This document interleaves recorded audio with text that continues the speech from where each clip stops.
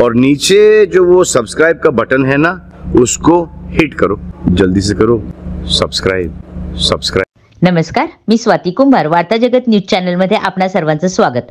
पिंपरी चिंचवड शहराच्या सर्वांगीण विकासामध्ये करदात्या नागरिकांबरोबरच प्रशासन आणि छोट्या ठेकेदारांचे योगदान आहे। शहरात आतापर्यंत झालेल्या सर्व विकास प्रकल्पांमध्ये या ठेकेदारांनी जबाबदारीने काम केले आहे। परंतु मागील 1.5 वर्षापासून पिंपरी चिंचवड महानगरपालिकेमध्ये प्रशासकीय राजवट सुरू असताना या छोट्या ठेकेदारांवर अन्याय करण्याचे धोरण प्रशासनाकडून सुरू आहे।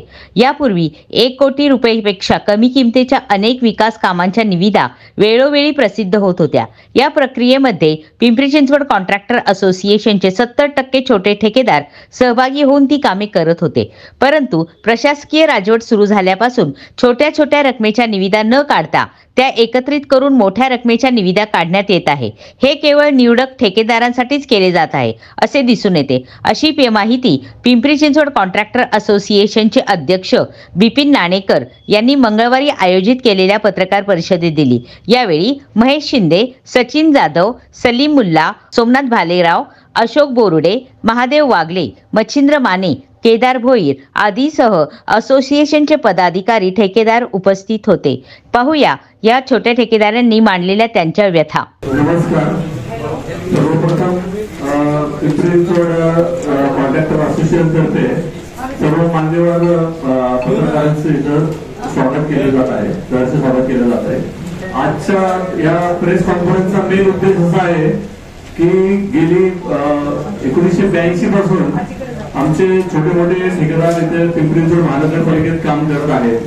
पण सध्या 1-2 वर्षापासून पिंपरी चिंचवड महानगरपालिकेत छोट्या ठेकेदारांवर प्रचंड प्रमाणात अन्याय होत आहे। त्या संदर्भात आम्ही त्याची वाचा फोडण्यासाठी किंवा आमचा आवाज प्रशासनापर्यंत जाण्यासाठी ही पत्रकार परिषद आज खास करून आयोजित केली आहे आम्ही। तर त्या ह्याच्याबद्दल जे काही आम्हाला छोट्या ठेकेदारांना जे प्रॉब्लेम्स येत आहेत त्याबद्दल आमचे पिंपरी चिंचवड कॉन्ट्रॅक्टर असोसिएशनचे अध्यक्ष बिपिनजी नाणेकर आपल्याशी थोडक्यात सविस्तर बोलतील। नमस्कार, या महानगरपालिकेमध्ये आम्ही किमान 250 ते 300 ठेकेदार गेले 30 ते 35 वर्ष काम करत आहोत। शहरामध्ये नगरसेवक किंवा आमदार सर्व मंडळी असले की काही ना काही कामं काढून त्या महापालिकेत कामं चालायचे। परंतु आता गेले 2 वर्ष प्रशासनाचा काळ आहे। प्रशासनाच्या काळामध्ये छोटी कामं काढली जात नाहीये। छोटी छोटी कामं आता उद्याची एक लिस्ट आलेली आहे, 100 कामं निघाली होती, ती 100 कामं रद्द करून त्यांनी 8 कोटी, 5 कोटी, 6 कोटी जेणेकरून असे डोळ्यापुढे शर्ती अटी टाकून टेंडर काढलेली आहे। त्याच्यामुळे आमच्या छोट्या ठेकेदाराला कामं मिळत नाही।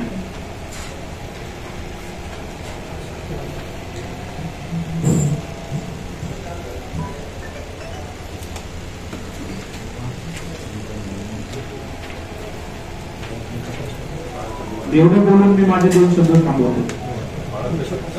आमच्या अध्यक्षांनी सांगितल्याप्रमाणे की बरीच वर्ष आपल्याकडे नियमित छोटी मोठी टेंडर्स निघायचे, तर ते आता हळूहळू प्रकारे बंद करण्यात येत आहेत। मोठी मोठी टेंडर्स काढत आहेत। त्यामुळे काय होतंय का अटी शर्ती, मोठ्या टेंडरच्या अटी शर्ती छोटे ठेकेदार बसत नाहीयेत। त्यामुळे जे आपले 60 ते 70 सुशिक्षित बेरोजगार ठेकेदार आहेत, आपले नियमित ठेकेदार आहेत, अक्षरशः त्यांना कामं नाही आहेत, त्यांचं घर चालवणं मुश्किल होणार आहे काही दिवसांनी। असा जर प्रकार चालू राहिला आणि पालिकेची आर्थिक परिस्थिती सुद्धा आता योग्य नाहीये, तरी सुद्धा मोठी कामं काढली जात आहेत कमी तरतूद ठेवून। हे प्रचंड अन्यायकारक आहे। त्यासाठी आम्ही वेळोवेळी प्रशासनाला पत्राला व्यवहार पण केलेला आहे आणि आमची चर्चा पण चालू आहे। पण तरी आता सिव्हिल बॉडी नसल्यामुळे की आमचा आवाज कदाचित योग्य प्रकारे तिथपर्यंत पोहोचत नाही, म्हणून आम्हाला अक्षरशः पत्रकार परिषद घ्यावी लागली। तो पण एक अजून असं आहे की आपले जे टेंडर्स निघतात पिंपरी चिंचवड महानगरपालिकेची, त्याची जर फी बघितली ऍज कम्पेअर टू महाराष्ट्रात एवढी जास्त फी कुठंच नाहीये. त्याला काय कारण आहे माहित नाही, पण बाकीच्यांपेक्षा पीडब्ल्यूडीचे तिथं पुणे महानगरपालिका असेल, नागपूर महानगरपालिका असेल किंवा पीडब्ल्यूडीची इतर बरेचसे विभाग आहेत, त्यांच्या पटीत आपल्याकडे भरपूर जास्त फी. त्याची 500 तर आपल्याकडे 1700-1800 रुपयाच्या टेंडरची फी पडते आपल्याला. त्याबद्दल पण आम्ही आवाज उठवतोय, त्याबद्दल पण आम्ही त्याबद्दल भांडत आहे तिकडे त्यांच्याशी. अजून दुसरं आहे की आता मध्ये बरेच प्रकरण पालिकेत होत आहेत आणि सर्वस्वी जबाबदार ठेकेदारांना धरलं जात आहे. त्यात सगळ्या बाजूनी सगळे ठेकेदारांना पण वस्तूविषयी सगळ्यांना माहिती आहे की त्यात सगळ्यात पहिल्या ठेकेदार 100% दोषी नाहीये. तरी असतानाही आमच्या बऱ्याच ठेकेदारांना सध्या ब्लॅकलिस्टचा सामना करावा लागला. त्या आमचे 11 ठेकेदार त्यांनी 1 वर्षासाठी ब्लॅकलिस्ट केलेले आहेत. ते पण आमच्या ठेकेदारांना बऱ्यापैकी अन्यायकारक आहे असं आम्हाला वाटतं. आमचे 2-3 मुद्दे आहेत, त्याबद्दल आम्हाला प्रशासनाला त्याबद्दल आमची भूमिका मांडून त्यांना आम्हाला जरा हलवायचं आहे. त्यासाठी पत्रकार परिषद बोलवली आहे. आम्ही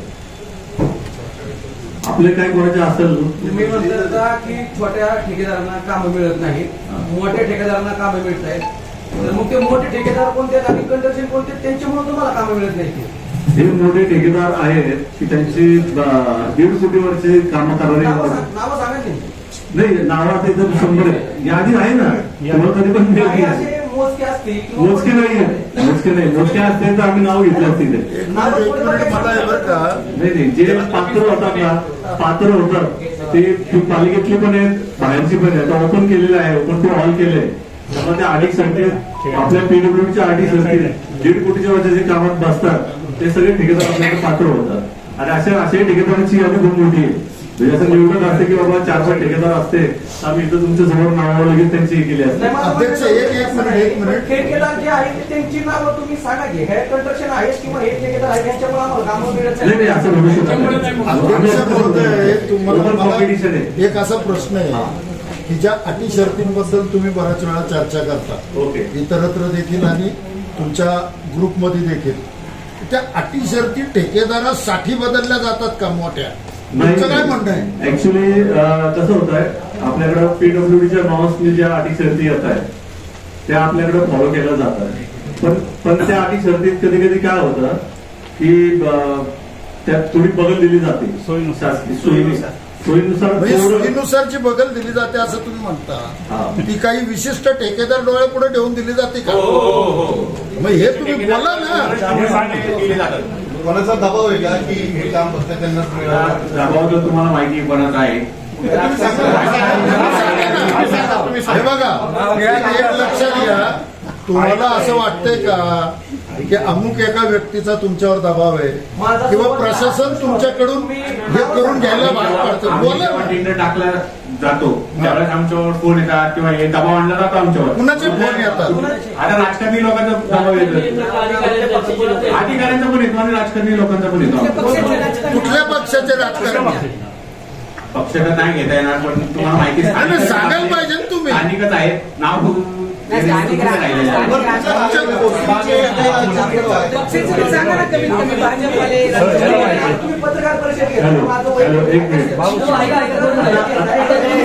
आणि ऐका, तुम्ही ना एक मिनिट तुम्ही पत्रकार परिषद बोलवली तुमच्या प्रश्नांबद्दल. काय आता तुमचे जे प्रश्न आहेत ते जसे तुम्हाला माहिती आहेत तसे शहरातल्या पत्रकारांनाही माहिती आहे, बरोबर? मग तुम्ही त्याच्यावरती जर स्पष्ट बोलत नसाल तर मग पत्रकार परिषद कशी? हा प्रॉब्लेम आहे ना. तुम्ही जर स्पष्टपणे जोपर्यंत सांगत नाही किंवा बोलत नाही तोपर्यंत कसं कळणार ना? तुमच्या असोसिएशनचे ठेकेदार धनेश्वर कन्स्ट्रक्शन हे 5-5 लाखाची कामं घ्यायची, आज त्यांच्या 200 ते 300 कोटीची कामं शहरात चालू आहेत.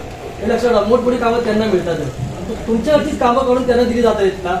एका आमदारच्या दबावामुळे सगळं चाललंय का? नाही, असं नाही म्हणता येणार. मी आता क्लिअरली सांगितलं 1.5 कोटीच्या वरच्या कामांसाठी पीडब्ल्यूडीचे सेपरेट नॉर्म्स आहेत. आणि जे ठेकेदार छोट्यातनं मोठे गेले, एकदा धनेश्वरला तुम्ही नाव घेता, असे बरेच ठेकेदार आहेत की आता प्रत्येक ठेकेदार आपापल्या पॉकेटमध्ये काम करत असतात. आम्ही असं म्हणू शकत नाही की इथंच करा तिथंच करा. प्रत्येकाची वैयक्तिक, जो चिंचवडला राहत असतो ते चिंचवडला काम करतो, जो पिंपरीत राहत असतो भोसरीत काम करतो, जो असतो तो आपापला पॉकेट पकडून राहत असतो, तिथं तो काम करत असतो, त्यातून त्याचा तो बेड कॅपॅसिटी तयार होते, त्यानुसार तो ती कामं घेत असतो, भरत राहतो आणि त्याची बेड कॅपॅसिटी वाढत जाते. आमच्याकडे तुम्ही जे नाव घेतलं त्याप्रमाणे बरेचसे ठेकेदार असे आहेत की त्यांची 200 कोटीची कामं चालू आहेत, पिंपरी चिंचवड महानगरपालिकेत आहेत. असे बरेच ठेकेदार आहेत, तिथे छोट्यातलं वर गेले आता आपल्या पॉकेटमध्ये काम करतात. त्याला म्हणजे वैयक्तिक आमच्या थ्रू आम्ही असं म्हणू शकत की आमच्या थोडासा घास काढून त्यांनी घेतला, छोट्या ठेकेदार वर मोठं मोठं होत जातो. आणि आता तुम्ही म्हटला दबाव, आज दबाव हा पहिल्यापासूनच आहे का, आज नाही, हा जेव्हा पालिका चालू हा प्रत्येक वर्षी असतो दबाव, हा it is a part of हे असतो, त्यात काय असं स्पेसिफिक हा तो आम्ही घेऊ शकत नाही. मला एक म्हणायचं तुम्ही काय करताय माहितीये का, नाही ऐका, दबाव तुम्ही जो म्हणताय तो त्या पद्धतीचा अगदी क्रिमिनल दबाव नसतो, की त्यांनी आम्ही लगेच तक्रार करावी. आज सामंजस्याचा दबाव असतो, मैत्रीपूर्व दबाव असतो आमचा. आम्ही ऐका आम्ही एकमेकांना टेंडर टाकतो, प्रेमाने आम्ही सांगतो की बाबा तू जरा टाकू नको, मी टाकतो. आमच्या त्या प्रेमपूर्वक दबाव चालू असतो हा, आणि वर्षानुवर्ष आहे पुढे चालू राहणार आहे हा. त्याच्याबद्दल आम्ही कोणाला पिंजऱ्यात अडकू शकत नाही, त्याचं नाव घेऊ शकत नाही की हा पक्षाचा आहे, तो पक्षाचा आहे किंवा त्या पक्षाचा आहे. हा आमचा एक पार्ट आहे, धंद्यातला पार्ट आहे, आणि तो आम्ही करत असतो. परत एकदा तुम्हाला परत हा प्रश्न जरा वेगळ्या पद्धतीने विचारतो की अगोदर म्हणजे 7-8 वर्षापूर्वीचं टेंडरिंग सिस्टीम आणि आत्ताची टेंडरिंग सिस्टीम याच्यात किती फरक आहे? काळानुसार आपल्याला बदल नाही, मला अध्यक्ष तुम्ही सांगा. बदल आहे, महाराष्ट्र शासनानेच तो बदल केला की महाराष्ट्र शासनाने ज्याच्या हातात त्यांनी काम केले 3 वर्षात तेवढ्या कॅपॅसिटीचं त्यालाच टेंडर दिलं जाईल, असा नियम हा महाराष्ट्र शासनाने केलेला आहे. मग आपल्याकडे जी छोटी कामं आता बंद झाली ज्याच्यावरती तुम्ही ओरड करताय, तुम्हाला अधिकार काय आरडाओरडा करायचा? कसं आता काय मागं जो आपला टेंडर अटीशक्तीमध्ये होतं, खाजगीकरणाचं एक हे होतं, खाजगी एकसारख्या पद्धतीने खाजगीकरणाचे काम. आता आपल्या ठेकेदारांनी पहिले त्या अटीला धरून ते आतापर्यंत कामं करत आलेली आहेत, पण 5-6 वर्षात कामं करत आलेली आहेत ते, आणि ते आता क्वालिफाय पण झालेली आहेत ती. आता ते काम पुढचा ठेकेदार येऊ नये म्हणून त्यांनी वेळेनुसार किंवा कोणाला ठराविक लोकांना देण्यासाठी ते काम अटीसाठी बंद केलेले आहेत आता त्यांनी आपल्या इथं. बाकीकडे चालू आहे, आणि जिथे ते आहेत तिथं आता ते बाकीचे ठेकेदार करतात. इथं जास्त कॉम्पिटिशन येऊ नये, नवीन ठेकेदार येऊ नये, त्यासाठी आपल्याला एक अटीशक्ती बंद झालेले आहेत. मागाशी माझ्या मित्रांनी सांगितलं, महेश शिंदेने सांगितलं, जे 11 कॉन्ट्रॅक्टर जे ब्लॅकलिस्ट झालेले त्यांची मूळ मुदत जी होती ती 12 महिने होती, आणि त्यानंतर मी त्यांचा डीएलपी पिरियड जो असतो 1 वर्षाचा तो संपून एक ठराविक संस्थेने आयुक्त साहेबांनी सीओपी संस्था आणून त्याची चौकशी 9 महिन्यानंतर, म्हणजे कमीत कमी सगळं पूर्ण पाहून 3 वर्षाच्या कालावधीमध्ये आमच्या ठेकेदार मित्रांना ब्लॅकलिस्ट केलेले आहे. हे आमच्यासाठी खूप अन्यायकारक आहे. आणि आमचे ते ठेकेदार, आता ते जे काही ठेकेदार आहेत आमचे ते पूर्णपणे पालिकेवर अवलंबून होते आतापर्यंत. आता त्यांना उपासमारीची वेळ आली. आम्ही आयुक्त साहेबांना भेटून ह्या गोष्टी सगळ्या पूर्ण बोललेलो आहे, त्यांना रिक्वेस्ट केली की एक बाजू तुम्ही निर्णय घेऊ नका, काय असेल ते त्यांना रितसर काय असेल तुम्हाला वाटतच असेल तर दंड भरा, काय असेल त्यांना परत एक संधी द्या परत एकदा त्यांना, हीच विनंती होती आम्ही. प्रशासनाने केले ब्लॅकलिस्ट टाकली, चुकीची का? चुकीची त्यांचं काम दर्जेदार असतानाही त्यांच्यावर केले का? डीएलपी पिरियड संपल्यानंतर 11 महिन्यानंतर काम त्यांनी चौकशी लावली आहे. मूळ कामाची मुदत 12 महिने होती, त्यानंतर काम करायचे, आणि त्याच्यानंतर 1 वर्ष त्याची डीएलपी पिरियड होती, ते संपल्यानंतर 9 महिन्यानंतर त्याची चौकशी लावली.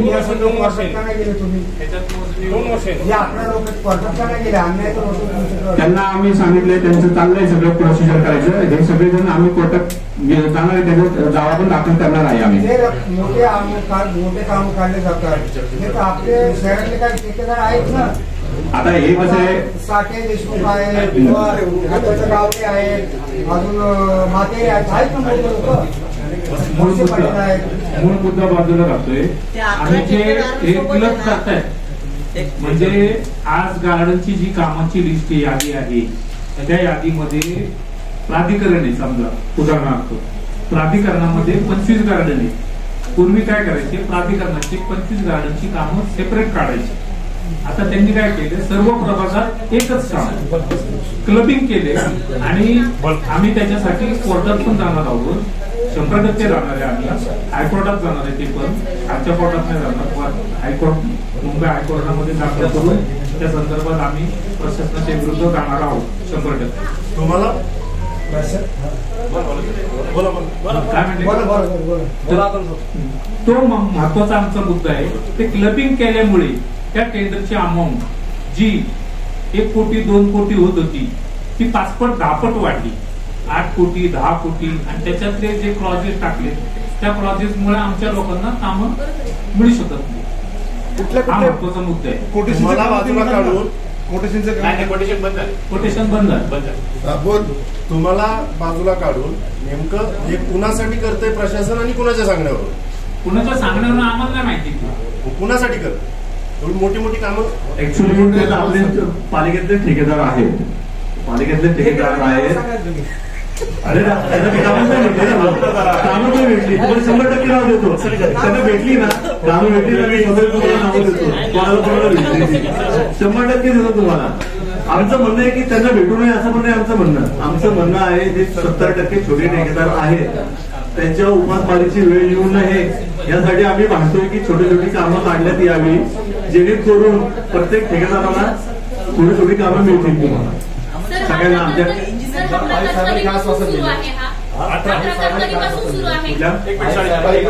कामं क्लब करण्याचा प्रकार हा कधीपासून सुरू आहे जो काम आहे? हा आताच 1-1.5 वर्षापासून चालू आहे. जेव्हा हे तुम्हाला माहिती होतं त्यावेळेला प्रेस कॉन्फरन्स का घेतली नाही? आमचा कसं झालं तुम्हाला सांगतो, ते पण सांगतो ना की बऱ्याच आमच्या लोकांना प्रश्न पडला की तुम्ही आताच तर जागे झाला. जनरली आपण आपल्या प्रयत्न करत असतो की थोडं यांच्याकडे जा त्यांच्याकडे जा. हा प्रयत्न करत करत आम्ही शेवटी आम्हाला जाणवलं की आता हे होत नाहीये, कारण की आम्ही सगळ्यांना भेटून पण झालं आमचं. आम्हाला पण त्यांनी आश्वासन असं दिलं की आता ठीक आहे चालू आहे ते राहू द्या, पुढचे आम्ही 100% छोट्या ठेकेदारांचा विचार करू. तुम्हाला असं म्हणायचंय का ज्या स्थानिक नेत्यांकडे तुम्ही उंबरे झिजवत होते त्यांनीच आता तुमची साथ सोडली आहे, त्यामुळे तुम्हाला कामं मिळत नाही? ज्या स्थानिक नेत्यांकडे तुम्ही आम्ही कुणालाही स्थानिक नेत्यांकडे गेलो नाही, कोणाकडे गेलो नाही. हा आम्ही वैयक्तिक प्रशासनाशीच आमचा लढा चालू होता. तुम्हाला जाणवेल ते आम्ही कोणाकडे गेलो नाही. कुठल्याही स्थानिक नगरसेवकाला किंवा स्थानिक नेत्यांकडे झाले कारण त्या इंटरनल प्रॉब्लेम असतो हा इन हाऊस की आता आमचा आणि प्रशासनाचाच हा हे आहे. तेव्हा आम्ही जे आमच्या मागण्या असतात ते प्रशासनाकडेच करत असतो आणि आमच्या परीने वेगळ्या प्रकारे करत असतो त्या. पण आता ओव्हरऑल असं झालं की त्या मागण्या आम्हाला जाणवलं की पूर्णत्वात जाणार नाही. कारण की आता आम्ही पहिलं कसं असायचं आमच्या ज्या मागण्या असायच्या त्या स्थानिक बॉडीकडे स्टँडिंगकडे जायचं. ती स्टँडिंग बऱ्यापैकी आमचे प्रॉब्लेम सॉल्व्ह करायचे. आता गेले 2 वर्ष ती स्टँडिंग नसल्यामुळे आमचा आवाज तिथपर्यंत पोहोचत नाहीये आणि आमच्यापर्यंत आम्ही छोटे छोटे पद्धतीने करत होतो, पण आता ते पूर्णपणे थांबला. या संदर्भात आयुक्तांना भेटलात का? त्यांची काय उत्तर होतं? आयुक्तांना उपायुक्तांना आम्ही दोघांना भेटलो, उपायुक्तांना पण भेटलो. तर त्यांनी असं सांगितलं की आम्ही काय आमच्या याच्यासाठी आता ते त्यांचं रिझन्स वेगळे असतात की आम्ही मोठी कामं काढली तर इन फ्युचरमध्ये कारण की आम्ही त्यांना पटवून दिलं की छोटी छोटी ह्याच्यात तुम्ही एक टेंडर काढताय मोठं, त्याच्यात आमचे 10 ठेकेदार छोटे बसतात त्याच्यात. त्यांचं होतं की आम्हाला मॉनिटरिंग करायचंय. त्यांची प्रशासकीय उत्तर होती ती त्यांच्या पद्धतीने की मॉनिटरिंग करायचंय आम्हाला. आणि त्यासाठी आम्ही सध्या एक क्लब केली की आम्हाला कमी लोकांमध्ये सगळ्यांना एकत्र करून मॉनिटरिंग करून योग्य अभ्यास करायचा शहराचा, असं त्यांनी आम्हाला त्यांच्यापर्यंत उत्तर दिलं. तर आम्ही पण आमची जो बाजू मांडली की आम्हाला छोटी छोटीच कामं पाहिजे जेणेकरून आमचे छोटे ठेकेदार सर्वाईव्ह होतील. कारण की जनरली छोटे जे ठेकेदार असतात तेच वेळेला मदतीला येतात सगळ्यांना, ते छोटी छोटी कामं करतात. कारण की एखादा चेंबर तुटला किंवा हे झालं तर मोठा ठेकेदार येत नाही, छोटाच येतो. किरकोळ काम असतं ते छोटीच हे करतात. त्यामध्ये विभाग कुठले कुठले? सगळे आता हा प्रकार आम्ही उद्यान आणि दुसऱ्या काय चालू झाला म्हणून आम्ही लगेच वेळेस त्याच्यावर पाहिलं. प्रेस मीटला फक्त ट्रेन येते कुठलं प्रेस स्थापत्य उद्यान पण आहे. स्थापत्य उद्यान आणि ड्रेनेजला आता प्रकार चालू झाला आहे म्हणून आम्ही वेळेस त्याचं लोन पसरू नये म्हणून आम्ही आता त्याच्या पूर्ण आमच्या शक्तीनिशी अटकाव करायचा प्रयत्न करतो. त्याच्यावर आमचं म्हणायचा उद्देश असा आहे का की आता प्रशासकीय कालावधीमध्ये हा अन्याय तुमच्यावर होतोय, प्रशासकीय कालावधीत प्रशासकीय काळामध्ये हा अन्याय चालू आहे. ऐका ना, शहरात नगरसेवक नाही पण आमदार आहे. आज पिंपरी महानगरपालिका आमदार महेश लांडेंची पकड आहे. तुम्ही त्यांना भेटलात का या संदर्भात? या संदर्भात आम्ही कोणाला भेटला नाही. त्यांच्या ठेकेदारांना कामं मिळतात आहे का? त्यांच्या जवळचे ठेकेदार आहेत त्यांनाच कामं दिली जातात आहे का? नाही असं काही सगळ्या प्रकारचे सांगितलं ना, सगळ्याकडचे सगळे जे ठेकेदार असतात ते आपापल्या पॉकेटमध्ये काम करत असतात. तेव्हा असं आपण म्हणू शकत नाही की त्यांचे यांना भेटत नाही, या ठिकाणी यांना भेटतात त्यांना भेटत. हा पूर्ण तो राजकीय विषय आहे. आमचे ठेकेदार जे आहेत सगळे ते सगळे एकत्रच असतात. काही तिकडे करतात, काही इकडे काम करतात, इकडे काम करतात. त्यामुळे असं म्हणू शकत नाही की यांना त्याला प्रेशराईज केलं म्हणून तो काम करू शकत नाही. मी मगाशी बोलत ठेकेदार चिंचवडचं पण काम घेतोय, भोसरीचं पण घेतोय, चिंचवडचं पण घेतोय. तो कुठेही घेऊ शकतो ना, कारण की तो आधी शर्तीत बसतोय ना. त्याला बसवलं जातंय का आधी शरीर? नाही तुम्ही बघितलं ना तर तुम्ही उलट माहिती काढू शकता. त्याच्याबरोबर जे दुसरे देतात ठेकेदार ते पण त्यात तुम्हाला देतात. ते त्याच्यावर 70 लाखाचं प्लीज त्यांनी 7.5 कोटी रुपये दिलेला सिंगलबागचा. त्यानंतर त्याला बरोबर 21 कोटीचं काम देण्यात आलं चिंचवड गावचं. मग त्याच्यासाठी सगळे आठी शर्ती बदलतात आहे का? नाही मी सांगितलं ना, तो काम करत जातो, त्याचा बिल्ड कॅपॅसिटी वाढत जाते. कशी वाढते का? आम्ही तेच म्हणतो काम करून वाढते ना. तुम्ही नाही काम करत का? वरतो ना, मग आमच्या तरी आहेत ना मोठे काम करणारे. आमच्या तरी मोठे काम करणार आहे. ते काम करत वर जातात. काहींना पटकन होतं, काहींना थोडा वेळ लागतो. हा फरक आहे. तुम्ही जो म्हणताय ना, काहींना डायरेक्ट आमच्या मिळतो, काहींना हळूहळू जातात. आमची मागणी हीच होती की छोटे जे टेंडर्स निघतायत छोटे बंद करून मोठी काढायचं प्रशासनाचा जो कल आहे थोडा त्यांना कदाचित प्रशासनाला अजून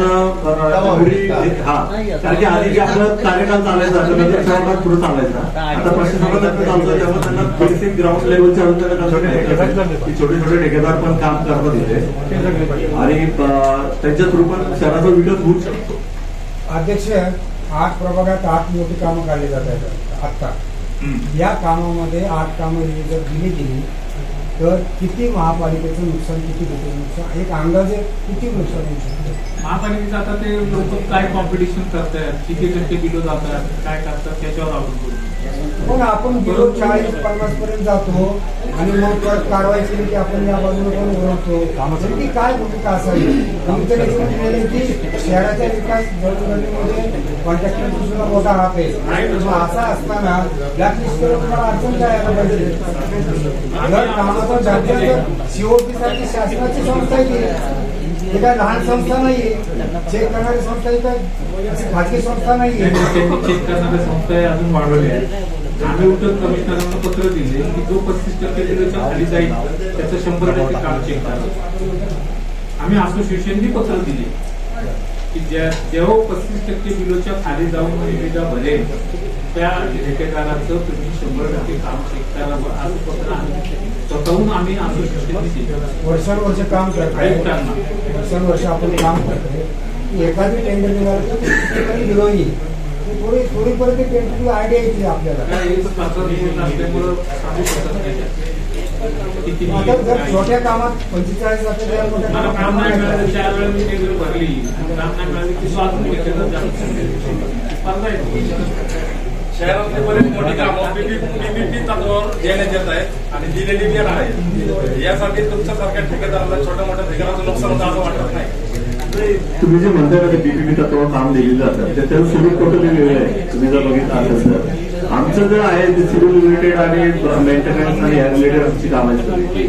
बीपीपी तत्वावर ते टोटली वेगळीच काम आहेत. ते आमच्या फार कमी रिलेटेड येतात.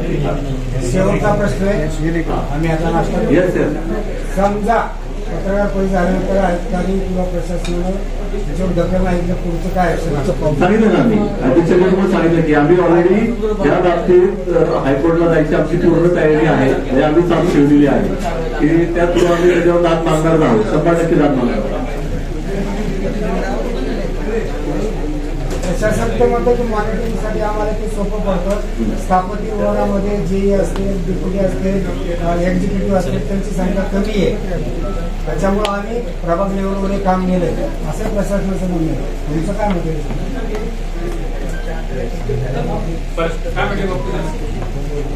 छोट्या छोट्या कामं आहेत, कधी केले कधी नाही केले समजत नाही, ब्लॅकलिस्ट वाढते त्याची, कामाचा दर्जा कसा ठेवू, आम्हाला मॉनिटरिंग करण्यासाठी प्रभाग निवडणूक एक्झिक्युटिव्ह असतात, डेप्युटी असतात, जेही असतात, तसंच स्थापत्य विभागामध्ये लोक नसतात, म्हणून आम्हाला मॉनिटरिंग करण्यासाठी उपलब्ध केले असं प्रशासनाचं म्हणणं आहे. तुमचं काय म्हणतं? शासनाने प्रभाग का केले, शासनाने 2 लाखाचे अधिकार का दिले, प्रभाग अधिकाऱ्याला 5 लाखाचे अधिकार का दिले, 10 लाखाचे अधिकार, तो छोटी कामं होण्यासाठी म्हणून महाराष्ट्र शासनाने तो नवीन नियम करून छोटे प्रभाग केले, प्रभाग समित्या केल्या, प्रभाग समित्यांना अधिकार दिले.